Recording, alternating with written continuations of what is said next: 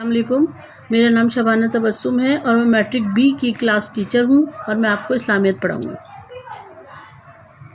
اسلامیت afternoon اور morning دونوں shift کے لیے میں ہی پڑھاؤں گی۔ یہ میرا جو اس پہ لیکچر ہوگا یا جو بھی ہے وہ مطلب سب 9 اور 10 دونوں کے لیے۔ 9 کے لیے تھوڑا سا مشکل ہو جائے گا کیونکہ ابھی ان کے جو ہے میٹرک کے اس کے الفاظ ذرا مشکل ہوتے ہیں، تو اس کے لیے ہم اس کے معنی بتاتے جائیں گے، انڈر لائن کر کے اس کے اوپر ہم معنی بھی لکھتے جائیں گے اور فل ان دا بلینکس بھی بنائیں گے ہم اس کی۔ اس کا پہلا چیپٹر ہے قرآن مجید۔ قرآن مجید کے بارے میں تو سبھی جانتے ہیں کہ یہ ہماری آخری جو ہے وہ الہامی کتاب ہے اور حضور اکرم صلی اللہ علیہ وسلم پر اتاری گئی اللہ تعالیٰ نے وحی کے ذریعے، جو کہ حضرت ابراہیم علیہ السلام لایا کرتے تھے، اور حضور اکرم صلی اللہ علیہ وسلم پر غار ثور میں اس کو اتارا گیا۔ ٹھیک ہے، تو ہم اس کو پہلے آج ہم جو ہے اس چیپٹر کی ریڈنگ کریں گے، اور ریڈنگ کرنے کے بعد اس کو ایک دفعہ آپ کو بھی پڑھنا ہے۔ یہ جو ہمارا ایک جو ہے یہ چیپٹر یہ تقریباً 3 دن چلے گا ہمارا، جس میں آپ کو لکھنا بھی سکھا دوں گی اور کس طریقے سے ہمیں کاپی بنانی ہے وہ بھی سکھا دوں گی آپ کو۔ ٹھیک ہے، اور سب سے پہلے ہم آج پڑھیں گے اس کو۔ اچھا، موضوعاتی مطالعہ ہے یہ قرآن مجید، تعارف، حفاظت اور فضائل۔ تعارف: اللہ تعالیٰ نے انسان کو پیدا کیا اس کی جسمانی اور فطری ضروریات پوری کرنے کے لیے اس کے وسائل پیدا کیے اور اس کے ذہن اور روح کی رہنمائی کے لیے بھی اہتمام فرمایا۔ خود انسان کو خیر و شر میں فرق کرنے کی صلاحیت اور ضمیر کی آواز عطا فرمائی۔ اس کے علاوہ اللہ تعالیٰ نے انسان کی کامل رہنمائی کے لیے انبیاء کرام مبعوث فرمائے اور ان پر کتابیں نازل فرمائیں۔ ہمارے نبی حضرت محمد صلی اللہ علیہ وسلم اللہ کے آخری نبی ہیں۔ اللہ تعالیٰ نے آپ کو قرآن مجید نازل فرمایا۔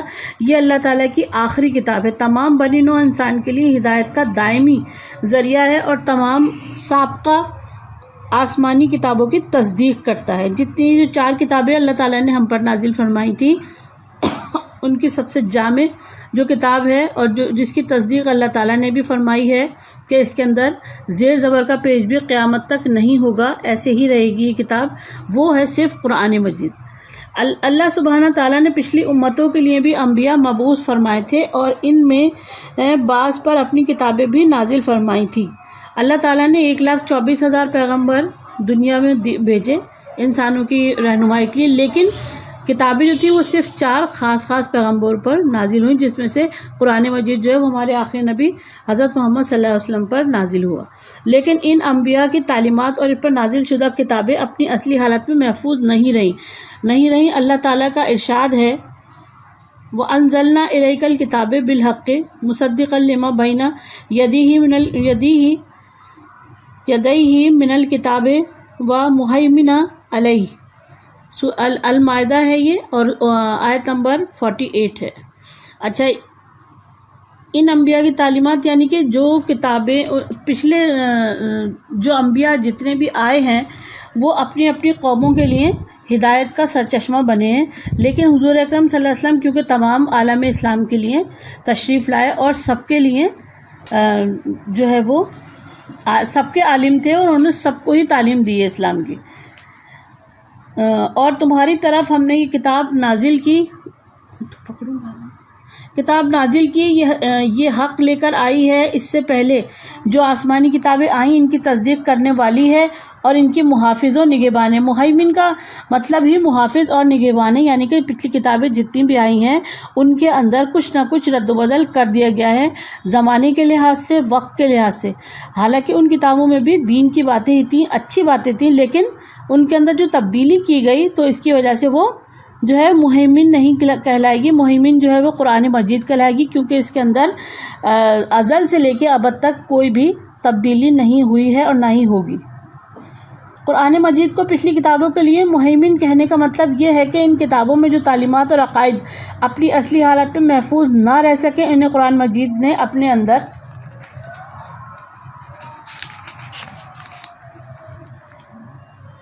اپنے اندر اثر نو بیان کر کے محفوظ کر دیا۔ یہی وجہ ہے کہ قرآن پاک کی تعلیمات پر پورے اطمینان سے ہر زمانے میں عمل پیرا عمل کیا جا سکتا ہے۔ قرآن کریم انسانی زندگی کے تمام پہلوؤں کے متعلق رہنمائی کرتا ہے۔ اس میں انسانی زندگی کی حقیقت، خیر و شر، حلال و حرام، اخلاقی تعلیمات، غرض زندگی کے ہر پہلو کے متعلق رہنمائی موجود ہے۔ اس میں انسان کی آخرت کی زندگی کے متعلق بھی تفصیلی معلومات ہیں اور اس زندگی کی اہمیت کو نہایت پرتاثیر انداز میں بیان کیا گیا ہے۔ قرآن پاک انسان کی انفرادی زندگی، اس کی اجتماعی و معاشرتی حقوق و فرائض، اس کے معاشی اقتصادی امور کے متعلق بنیادی ہدایات، سیاسی اور بین الاقوامی معاملات اور اخلاقی رویوں کے متعلق جامع تعلیمات پیش کرتا ہے۔ غرض قرآن کریم انسانی زندگی کے تمام پہلوؤں کے بارے میں ضروری معلومات اور رہنمائی کا خزینہ ہے، اور اس میں وہ تمام باتیں وضاحت سے بتا دی گئی ہیں جن کا جاننا انسان کے لیے ضروری ہے اور جن کے جاننے کا انسان کے پاس کوئی دوسرا ذریعہ نہیں ہے۔ اگر اللہ تعالیٰ نے جس طرح سے اسلام کو ہمارے لیے چنا اور حضور اکرم صلی اللہ علیہ وسلم کو ہمارے لیے آخری نبی جو ہے وہ بنا کر بھیجا اور ان پر تمام تعلیمات کو تمام کر دیا، اور اس کے بعد ہمارا یقین ہے کہ اس کے بعد حضور اکرم صلی اللہ علیہ وسلم کے بعد کوئی نبی نہیں آئے گا، یہ آخر الزماں ہے۔ اسی طرح اس کتاب کے بارے میں بھی ہے کہ کتاب ہمارے لیے آخری کتاب ہے اور اس میں جو تعلیمات دی گئی ہیں وہ ہمارے لیے دائمی ہیں، یعنی کہ ہمیشہ قائم رہنے والی ہیں، اور یہی سچ اور حقیقت ہے۔ حفاظت، قرآن مجید اللہ تعالیٰ کی طرف سے نازل شدہ ہے اور اس کی حفاظت کا ذمہ بھی اللہ تعالیٰ نے خود لیا ہے۔ ارشاد باری تعالیٰ ہے، اِنَّا نَحْنُ نَزَّلْنَا الذِّكْرَ وَإِنَّا لَهُ لَحَافِظُونَ۔ الحجر آیت نمبر 9۔ ترجمہ، بلا شبہ یہ ذکر ہم نے نازل کیا ہے اور ہم خود اس کے محافظ ہیں۔ محافظ کے معنی ہیں اس کے کہ اس کے اندر کسی بھی لفظ کی نہ تو کوئی رد و بدل ہوا ہے، نہ ہی اس کے زیر و زبر میں کوئی تبدیلی آئی ہے، اور نہ ہی کوئی کر سکتا ہے۔ ہم دیکھتے ہیں کہ حق سبحانہ تعالیٰ کا قرآن کریم کی حفاظت کا یہ وعدہ اس طرح پورا ہوا کہ پوری دنیا میں موجود قرآن مجید کے نسخوں میں ایک لفظ یا زیر و زبر کا بھی فرق نہیں ہے۔ قرآن مجید رسول اللہ صلی اللہ علیہ وسلم پر ایک ہی وقت میں نازل نہیں ہوا، بلکہ تقریباً 23 سال میں تھوڑا تھوڑا نازل ہوا۔ جو ہی کچھ آیات نازل ہوتی، آپ کاتب وحی کو بلوا کر لکھوا دیتے اور یہ رہنمائی بھی فرما دیتے کہ انہیں کس صورت سے پہلے یا بعد، کون سی صورت میں کن آیات کے ساتھ رکھا جائے۔ مسجد نبوی میں ایک مقام متعین تھا جہاں وہ عبارت رکھ دی جاتی تھی۔ صحابہ کرام اس کی نقل کر کے لے جاتے اور یاد کر لیتے۔ مختلف اوقات خصوصاً 5 نمازوں میں اس کی تلاوت کرتے اور اس کو سمجھتے اور ان پر عمل پیرا ہونے کی کوشش کرتے۔ اس طرح جو قرآن مجید نازل ہوتا گیا، لکھا بھی جاتا رہا اور حفظ بھی ہوتا رہا۔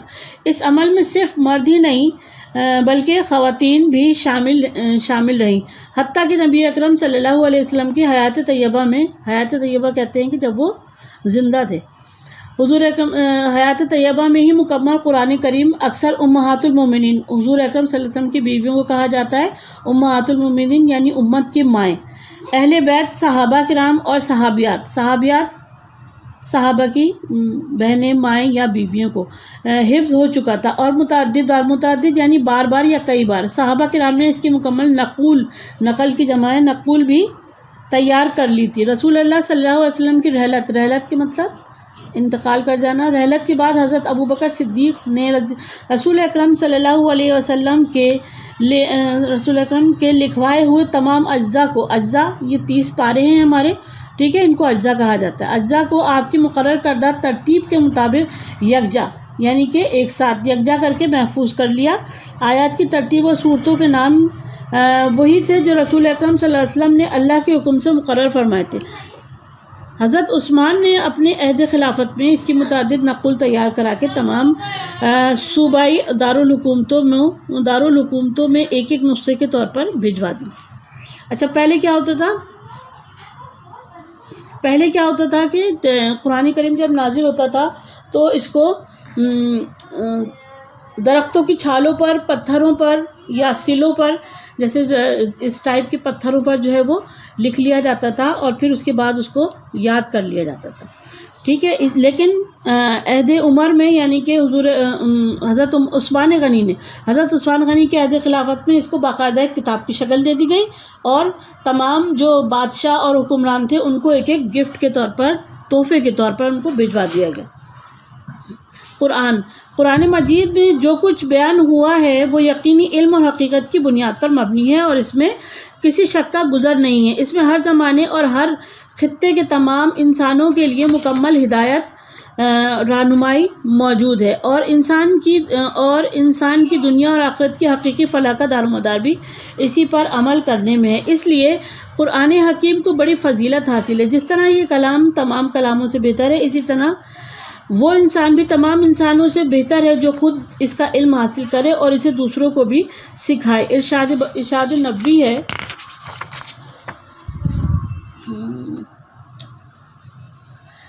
ارشاد نبی ہے، خیرکم من تعلم القرآن وعلمہ، تم میں بہتر وہ ہے جس نے قرآن سیکھا اور سکھایا۔ اس لیے ہمیں چاہیے کہ قرآن پاک کا علم حاصل کرنے کی طرف سب سے زیادہ توجہ دیں اور اس کے لیے کسی طرح کی محنت سے دریغ نہ کریں۔